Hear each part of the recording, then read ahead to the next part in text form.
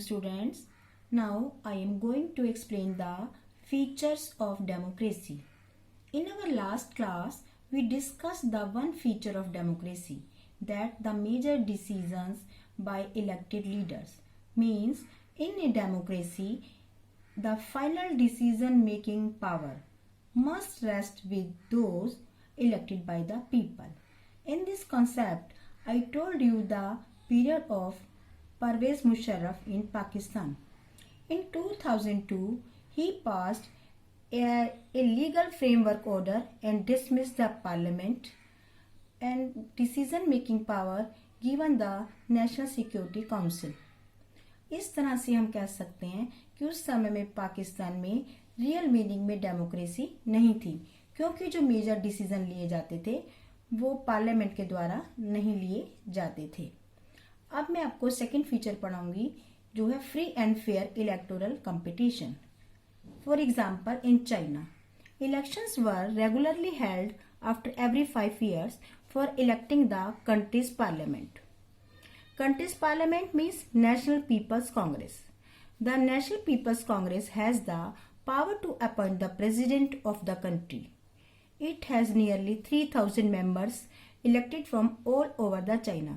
यानी कि उस प्रेसिडेंट को इलेक्ट करने की पावर नेशनल पीपल्स कांग्रेस के पास थी और उसके 3,000 मेंबर्स थे जो कि पूरे चाइना से इलेक्ट किए जाते थे। सब members are elected by the army. कुछ मेंबर्स आर्मी के द्वारा भी इलेक्ट किए जाते थे। But before contesting elections a candidate needs the approval of the Chinese Communist party.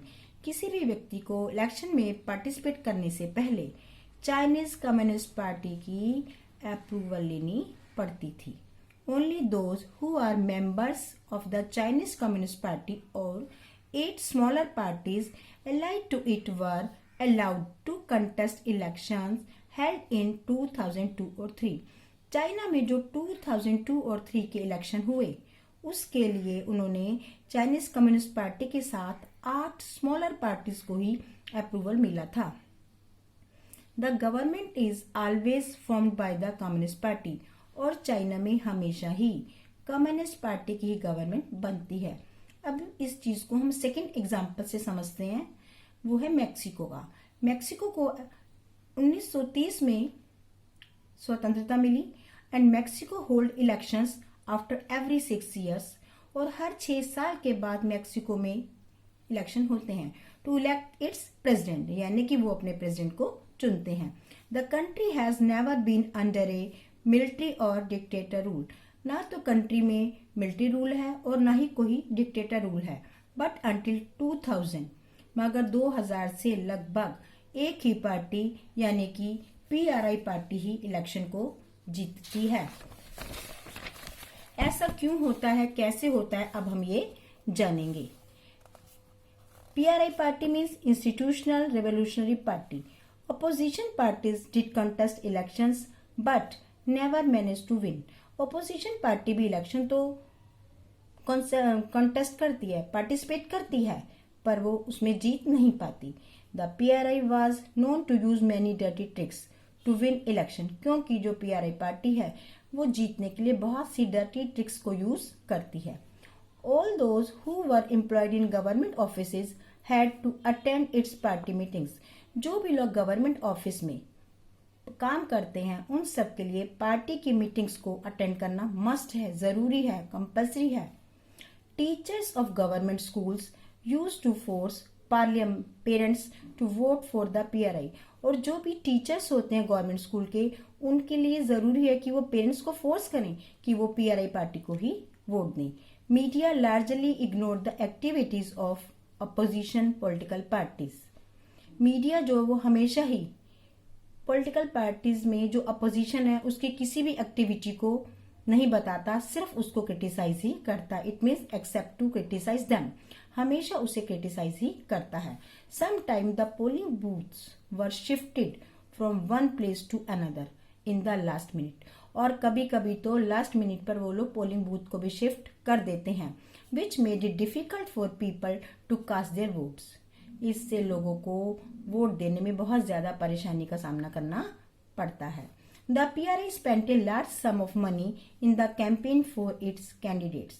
जो PRI पार्टी है वो अपने कैंडिडेट्स को जिताने के लिए इलेक्शन के इस कैंपेन पर बहुत ही ज्यादा पैसा भी खर्च करती है.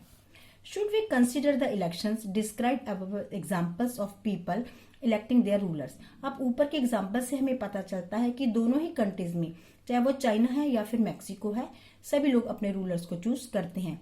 पर क्या ये रियल में चूज कर रहे हैं? क्या लोगों की रियल विल है? नहीं. There are many problems here. In China, the elections do not offer the people any serious choice. China में तो लोगों के पास सेकंड चॉइस ही नहीं है.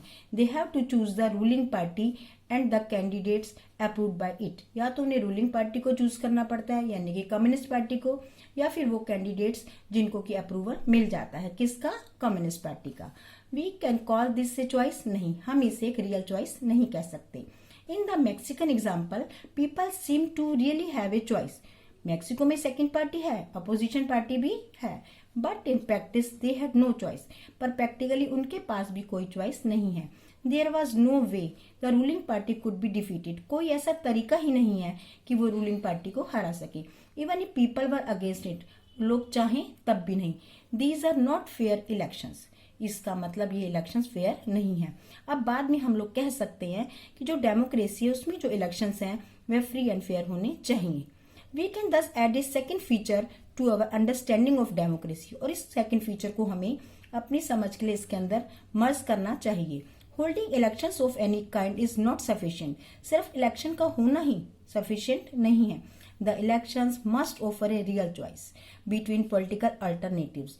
लोगों को एक रियल में चॉइस मिलनी चाहिए. उनके पास एक अल्टरनेटिव होना चाहिए कि वो दूसरी पार्टी को रूलिंग पार्टी बना सकें.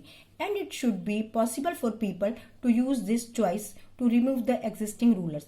और उनके पास ये चॉइस भी होनी चाहिए कि जो भी प्रेजेंट में रूलर्स हैं वो उनको हरा सकें या फिर उनको चेंज कर सकें इफ दे विश सो, अगर वो ऐसा चाहे तो.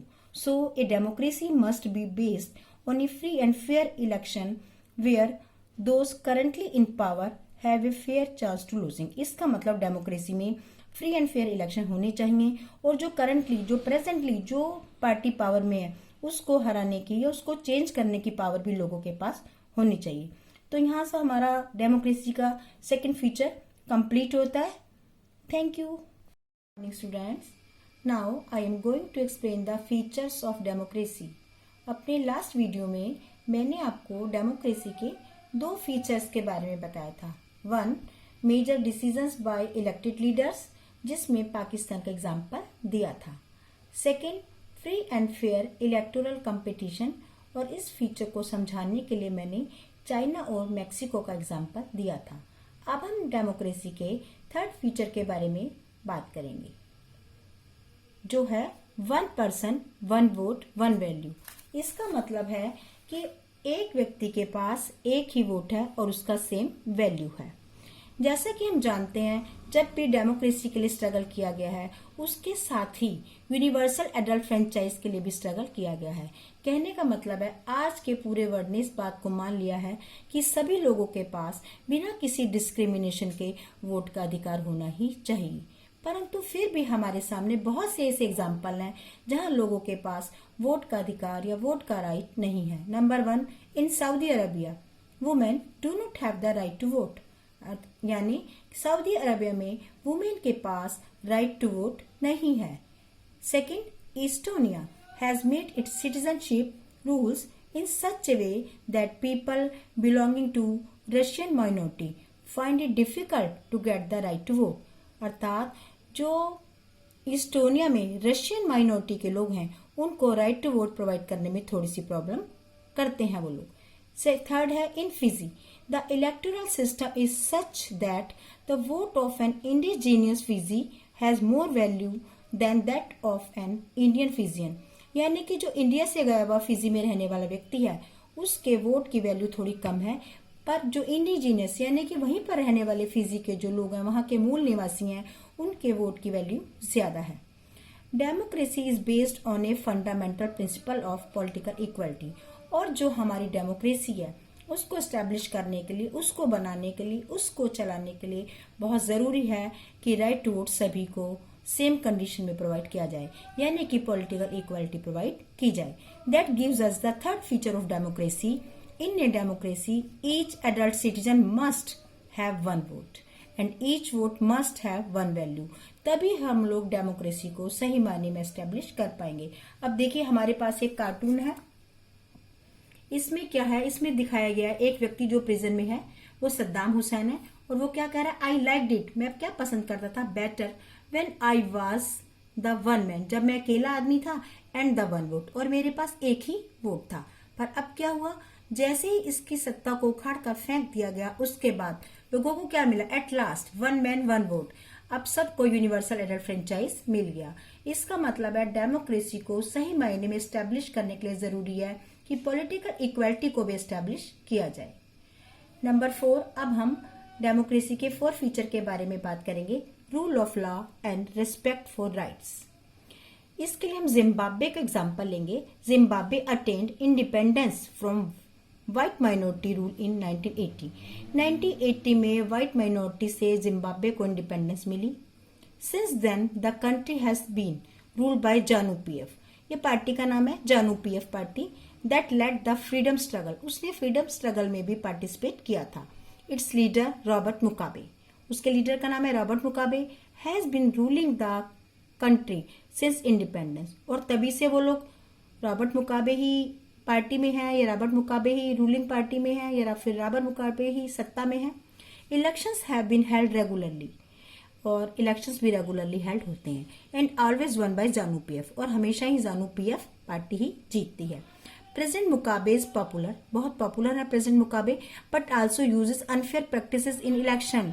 पर फिर भी वो इलेक्शन में जीतने के लिए अनफेयर प्रैक्टिसेस को भी यूज करते हैं।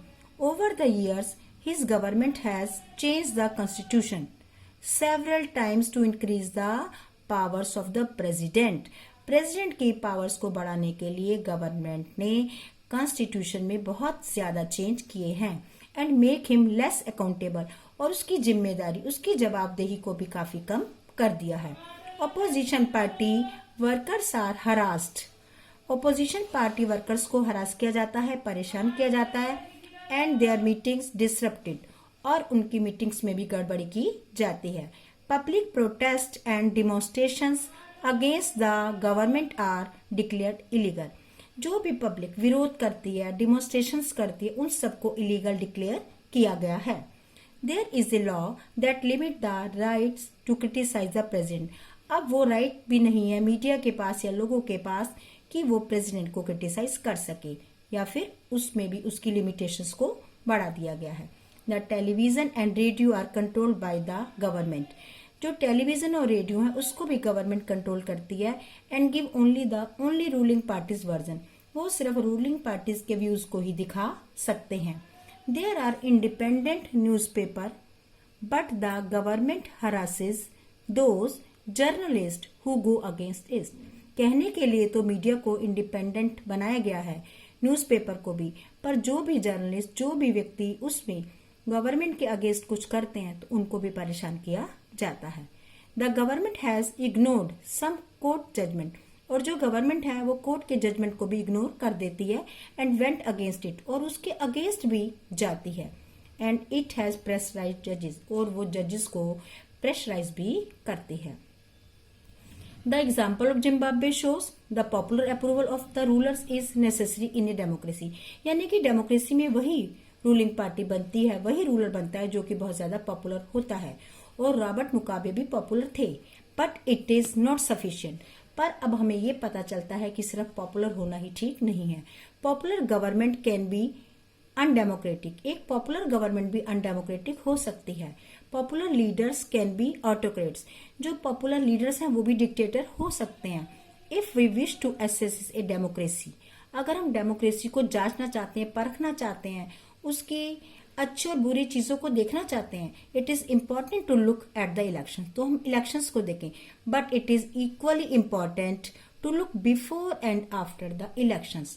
पर इसके साथ ये भी जरूरी है कि हम इलेक्शन के पहले की कंडीशंस, इलेक्शन के बाद की कंडीशंस, उनको भी ध्यान से देखें। There should be sufficient room for normal political activity. ये एक ऐसा रूम है, ये एक ऐसा व्यवहार है, ये एक ऐसा एटमोसफेयर है जिसमें पॉलिटिकल एक्टिविटीज को किया जा सकता है, इंक्लूडिंग पॉलिटिकल अपोजिशन, यानी कि पॉलिटिकल अपोजिशन भी अपनी एक्टिविटी यहाँ पर कर सकता है। In the period before elections, यानी कि इलेक्शन से पहले। इसका मतलब ये है कि इलेक्शन से पहले अपोजिशन को भी छूट होनी चाहिए कि वे अपनी पॉलिटिकल एक्टिविटी को कर सके। This requires that the state should respect some basic rights of the citizen, और स्टेट को लोगों के, व्यक्तियों के बेसिक राइट्स को भी रिस्पेक्ट प्रोवाइड करनी चाहिए। They should be free to think, उन्हें सोचने की आज़ादी हो, अपने ओपिनियन देने की आज़ादी हो, अपने व्यूज देने की आज़ादी हो, पब्लिकली अपने व्यूज दे सकें, टू फॉर्म एसोसिएशंस, यूनियन बना सकें, to protest and take other political actions, और वो विरोध करने के बाद और पॉलिटिकल एक्शन भी ले सकें। Everyone should be equal in the eyes of law, कानून की निगाह में सभी लोग बराबर हैं। These rights must be protected by an independent judiciary, ये जो भी राइट है इन सब का प्रोटेक्शन जुडिशरी के पास होना चाहिए। whose orders are obeyed by everyone, और उसके ऑर्डर को हर एक को ओबे करना चाहिए। Similarly, there are some conditions that apply to the way a government is run after the elections, यानी कि हमें कुछ चीजों का ध्यान रखना चाहिए कि इलेक्शन के बाद गवर्नमेंट कैसे चलेगी। A democratic government cannot do whatever it likes, एक जो डेमोक्रेटिक गवर्नमेंट होती है वो सब नहीं कर सकती जिसे वो पसंद करती। क्यों? क्योंकि वो जीत कर आ गई है। It has to respect some basic rules, उसे कुछ बेसिक रूल्स को मानना ही पड़ेगा। In particular it has to respect some guarantees to the minorities, उसे माइनॉरिटीज को कुछ गारंटी देनी ही पड़ेंगी। Every major decision has to go through a series of consultations, और जो भी वो डिसीजन लेगी उसके लिए उसको सलाह मशविरा भी करना पड़ेगा। Every office bearer has certain rights and responsibilities assigned by the Constitution and the law. जो भी ऑफिसर है, ऑफिसर का मतलब जो भी काम करने वाले लोग हैं उनके पास कुछ राइट्स हैं तो कुछ रेस्पॉन्सिबिलिटीज भी हैं जिनको उनको मानना ही पड़ेगा, चाहे वो उन्हें कॉन्स्टिट्यूशन ने प्रोवाइड किया हो या फिर कानून द्वारा उन पर लागू किए गए हों। Each of these is accountable not only to the people, हर व्यक्ति जो है इसमें काम करने वाला वो सिर्फ जनता के लिए अकाउंटेबल नहीं है but also to other independent officials, वो और इंडिपेंडेंट ऑफिशियल्स के लिए भी उसको अकाउंटेबल होना ही पड़ेगा। Both these aspects give us the fourth and final feature of democracy, a democratic government rules within limits set by constitutional law and citizens right. तो आपको डेमोक्रेसी का फोर्थ फीचर समझ में आ गया होगा। Thank you.